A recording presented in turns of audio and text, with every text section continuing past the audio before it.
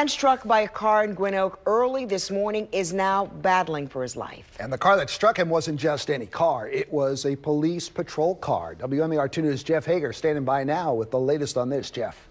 Well, Jamie, police say the officer had little time to react when he realized a man on a skateboard was heading straight for him in his lane.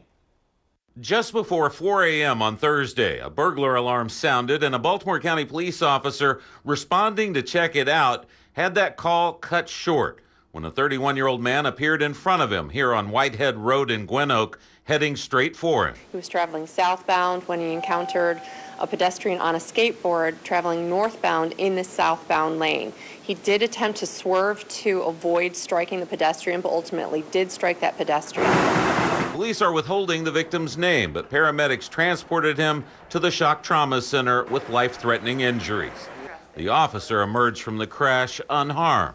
I don't know. I don't have any indication that he is suspended or going to be suspended. I think in this case,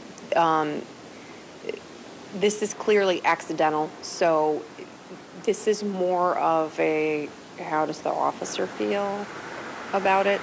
Police have not yet determined why the victim was skateboarding at such an hour, although it appears some businesses in this industrial area do have early shifts.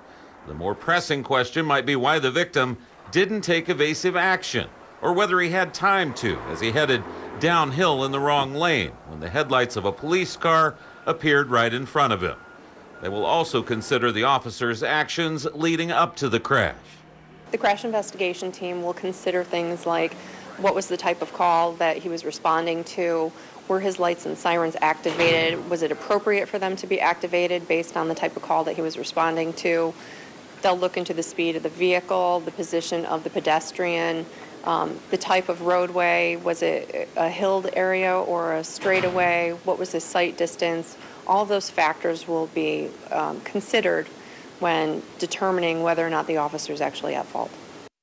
At last report tonight, that unidentified victim remains at shock trauma in critical condition.